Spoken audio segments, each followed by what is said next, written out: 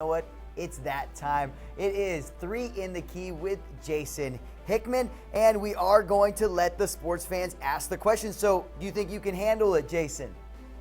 I'm going to do my best. I'm a little concerned, but we'll give it our best shot here. All right, so we just rolled the graphic and it is time. So question number 1, it comes from Sam in LaPorte, Indiana, shown right now on the screen. How do you not have La Lumiere ranked? That's crazy.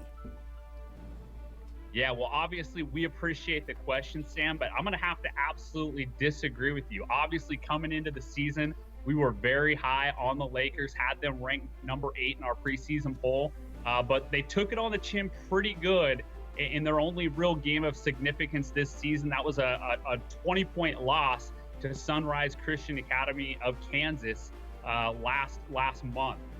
With that said, this is a very talented roster, a lot to like about what's going on there, and obviously head coach Alan Huss has a record of success there at La Lumiere, so would not be shocked to see the Lakers play their way back into the top 25 this season. All right, and Jason, question number 2. They're hitting you hard on the rankings this week, we'll just say that.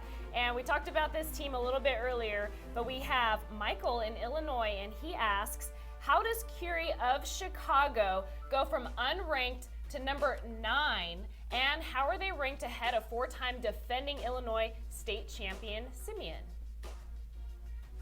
Yeah, well, Michael, that's an absolutely fair perspective to have. And locally, I know a lot of people have Simeon ranked ahead of Curry when it comes to the city of Chicago rankings or the state rankings. But in terms of the national picture, like what Curry's done, obviously they beat then number 4 Bishop Gorman last weekend at the Chicago Elite Classic, and also beat a very good St. Rita team from Chicago that features the talented Matthew brothers. Curry, led by their big man, 6'9" future Kansas Jayhawk Cliff Alexander, who put up 22 points and 20 rebounds in that big win over Bishop Gorman. In terms of Simeon, look, there's no Jabari Parker on the roster there this year. From my perspective, I kind of see this Simeon team as one that's starting with a clean slate, and we'll see how they progress as the season goes on. Okay, it's called 3 in the Key, so that means we have one more question for you. Question number 3 comes from Chris B. of Corvallis, Oregon. He wants to know, Germantown of Wisconsin has won 60 games in a row. What do the Warhawks have to do to get some love? Yeah, well, absolutely. First of all, you got to love those Germantown, Wisconsin fans out in Corvallis, Oregon. Thanks for the question there. And Chris, I think you'll agree with me that inside the offices here at MaxPreps, we've given Germantown plenty of love. They were ranked number rankings last season, currently ranked number 12 this year. Let me throw some numbers here at you, Chris. 60-game win streak for Germantown. In 46 of those games, the Warhawks have won by 20 points or more. And in 26 of those games, they've won by 30 or more. So absolute, complete dominance by Germantown.